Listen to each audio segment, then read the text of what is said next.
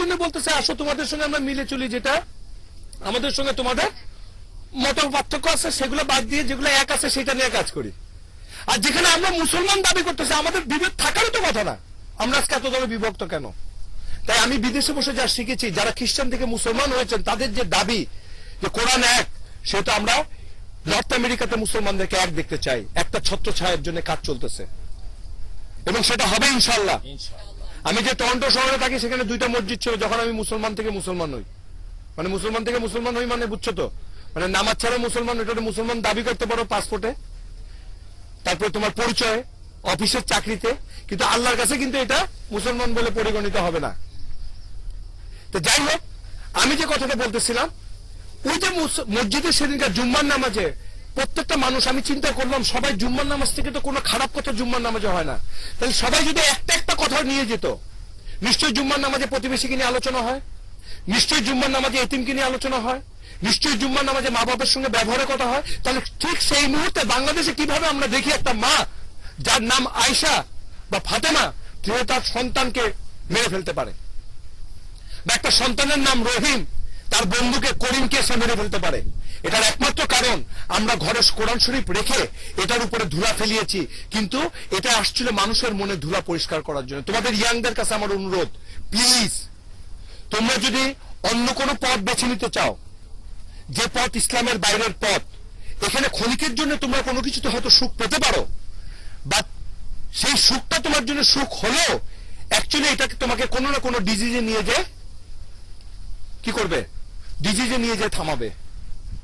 আজ আমরা ইসলামে বলছে ভালোবাসার কথা, সেদিকে একজন জিজ্ঞেস করছিল, আমি বলছিলাম যে ভালোবাসা করা ঠিক না বেঠিক, তাই আমি বলছিলাম যে ভালোবাসা করা ঠিক, তবে বিয়ার পরে ভালোবাসাটা সুন্দর। বিয়ার আগে 6 ঘন্টা করে ডেলি কথা কইবা, 6 বছর প্রেম করার পরে বিয়া করার পরে আর কথা কোনো কিছুই থাকবো না, তো তখন দেখবা ঝগড়াঝাটি লাগবো বেশি। সে তো বিয়া কইরা প্রেম করলে হবে কি, ডেলি 6 ঘন্টা তো আর কথা কইতে পারবো না, 2 ঘন্টা করে কথা কইবা। তার মানে 6 ঘন্টা করে 6 বছরের হিসাব করে দেখো, 2 ঘন্টা করে কথা কইলে 50-60 যায় শেষ হবে এই ঘন্টাগুলি, তখন আর ঝগড়াঝাটি করানোর সময় থাকবো না। তো সেহেতু আমরা যা কিছু করতে চাই, বি লজিক্যাল, বি লজিক্যাল। ক্ষণিকের জন্য তোমরা চেষ্টা করো, তোমাদের কাছে অনুরোধ, যেটা ত্যাগ করতেছো খারাপ, বিশ্বাস করো এখানে এমন কোনো কিছু আনন্দের দেখা নাই, যদি আনন্দের কিছু থেকেও থাকে ওটা ক্ষণিকের, কিন্তু তারপরে রেজাল্ট কিন্তু খারাপ। তাই কষ্ট হলো, সুন্দর পথটাকে বেছে নিয়ে একটুখানি চলো, ইনশাল্লাহ তোমাদের দ্বারা আরেকজনের উপকার হবে। কারণ তোমরা পরস্পাতর হয়ে খারাপ, আর তোমাদের আচার আচরণ, তোমাদের কথাবার্তা, তোমাদের দেখা, তোমাদের চলা, তোমাদের সবকিছু নিয়ে তখন তোমাদের সঙ্গের মানুষরা চিন্তা করতে থাকবে যে এরা এরকম কেন। তাই আমি তোমাদের কাছে অনুরোধ করতেছি, প্লিজ, আমার জীবনে যা কিছু আমি অর্জন করেছি, আমি পলিটিক্সও করছি, এখন আমি রাজনীতি করি, আর সব রাজার রাজা হলো আল্লাহ সুবহানাহু ওয়া তাআলা। উনি কোরআন শরীফে এমন কোন নীতির নাই যেটা মানুষের প্রয়োজন কিন্তু উনি দেননি, সবকিছু ওখানে দেওয়া আছে। আর মানুষের তৈরি কোনো কিছু, কমিউনিজম বলো, সোশ্যালিজম বলো, ক্যাপিটালিজম বলো, যে কিছুই বলো না কেন, প্রত্যেকটা জিনিসের উপরে যেরকম বিশ্বাস এনে ওটাকে প্রচার প্ররোচনা করতে হয়, প্রচার করে ইস্টাবলিশ করতে হয়।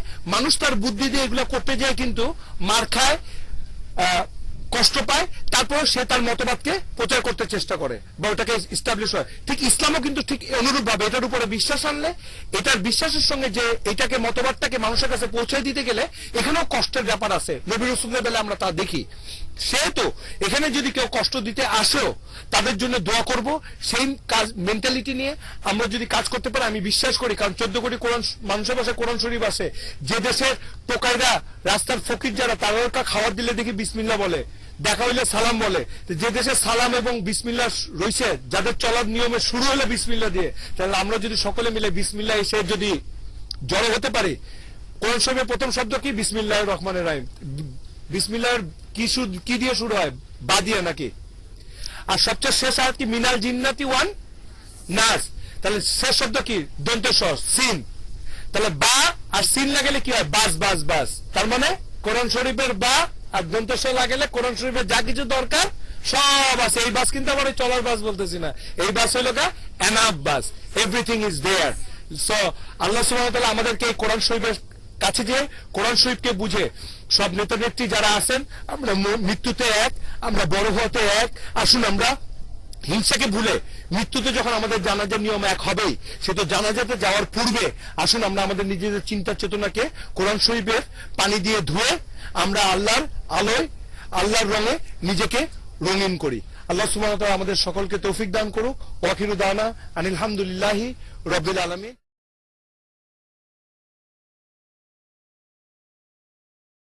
হ্যালো, আসসালামু আলাইকুম। রাসেল, আমি একটি কোশ্চেন করতে চাই আপনার কাছে। আমার কাছে বর্তমানে যে ইফটিজিং নিয়ে অনেক আলোচনা হচ্ছে, এটা কি শুধু ছেলেরাই দায়ী, মেয়েরা কি দায়ী নয়? এই আমার তো বয়স কম, মেয়েরা যখন বের হয় জিন্স টি শার্ট, এগুলো তো ইফটিজিং ছেলেরা করতেই পারে, এটা কি মেয়েরা দায়ী নয়? সেটা একটু কোশ্চেন করছিলাম আপনার কাছে। ধন্যবাদ রাসেল তোমার প্রশ্নের জন্য। আমি বোনদের সঙ্গে এবং ভাইদের সঙ্গে একটুখানি কথা শেয়ার করতে চাই। এখানে প্রশ্ন করা হচ্ছে মেয়েরা কি এটার জন্য দায়ী নয়, মানে মেয়েরা কি এটার জন্য দায়ী না নাকি ছেলেরাই দায়ী? ছোটবেলায় আমাকে একবার এক ভাই এসে বলছিল যে তুমি আমার বোনের দিকে তাকাও কেন। তাই বললাম যে আমিও আপনাকে এই কথাটা বলতে চাচ্ছিলাম যে আপনার বোন আমার দিকে তাকায়। তোকে তার মানে উনি তাকায়, আমি যে তাকাইলাম উনি দেখলো কেমনে? তো উনি তাকাইছে, আমি দেখছিলাম, তো আমি আপনার কাছে বলার আগে আপনি তারটা জিজ্ঞেস করে নিয়েছেন। যাই হোক, উনারা মানা করে দেন, উনিও যেন না তাকায়, আমিও তাকাবো না। এখন কথা হইলো, ইসলামে আল্লাহ সুবহানাহু ওয়া তাআলা পুরুষদেরকে কিভাবে হিজাব দিছেন, পুরুষরা কিভাবে চলবে, মেয়েরা কিভাবে চলবে। এই পুরুষ এবং মেয়েরা যদি তাদের নিয়ম মেনে চলতো, চলার পরে আবার ইসলামে কি করছে, ওটা যদি অবাধ্য হয় তাদেরকে শাস্তি দিছে, যদি না চলে মেনে। যদি সবাই পুরুষ এবং মেয়েরা মেনে চলতো, তারপরেও যদি কোনো ছেলে বা মেয়েকে ইয়ে করতো, বা কোনো মেয়ে যদি ছেলেকে করতো এবং সেই শাস্তি অনুযায়ী চলতো, মানে মেনে চলতো যদি সরকার এবং নিয়ম, তাহলে তোমাদের কাছে কি মনে হয় ইফটিজিং কি বেড়ে যেত না কমে যেত? কমে যেত। এখন যে কথাটা ও বলছে যে মেয়েরা কি এটার জন্য দায়ী নয় নাকি, সেদিনকার আমি একটা ঘটনা বলতে পারি। আমি রাস্তা পার হচ্ছি, হঠাৎ দেখি এক ভদ্রলোক, খুব সুন্দর স্বাস্থ্য, সে একটা ইয়াং ছেলেকে বকাবকি করতেছে। তো অনেক লোকজন ভিড়, তা আমি আবার ভিড় দেখলে কোথাও একটুখানি নিজেকে ঠিক রাখতে পারি, আমি যাই ওখানে। তা আমি যখন গেছি, যখন ওই লোকটা ওনাকে থাপড় মারতে গেছে, আমি তখন ওনার হাত ধরছি। তো উনি আমাকে বাংলাদেশের কোনো একটা প্রশাসনের একজন কর্মকর্তা বলে দাবি করলেন। আমি তখন ওনার হাতটা ধরে বললাম, ভাইরে আপনি ওনাকে মারতে যাচ্ছেন কেন? তো তখন উনি আমাকে বলে যে এই ছেলেটা এই মেয়েটাকে টিজ করছে, এই ছেলেটা এই মেয়েটাকে টিজ করছে। তখন আমি তাকে বললাম যে এই ছেলেটা যদি মেয়েটাকে টিজ করে থাকে, এটা অবশ্যই একটা অন্যায় কাজ করছে। কিন্তু যে মেয়েটাকে টিজ করছে, সেই মেয়েটা যে সাজে সেজে রয়েছে, তার কাছে আমার একটা প্রশ্ন, আপনি যে এই সাজে সাজছেন, এই সাজে সাজার পরে আয়নার সামনে দাঁড়ায় আপনি কি মনে করছেন যে কোনো ইয়াং ছেলে দেখে আপনাকে সুন্দর বলুক, নাকি যিনি সৃষ্টি করছেন উনি আপনাকে দেখে সুন্দর বলুক? আমার মনে হয় যে ওনার ড্রেসে বলে যে কোনো ইয়াং ছেলে দেখে ওনারে সুন্দর বলুক। তো একটা ইয়াং ছেলে ওনারে সুন্দর বলছে, অপরাধটা কোথায়? তারপরও এই ছেলেটা যে কাজ করছে এটা অন্যায় করছে, আমি এদেরকে শাসন করি।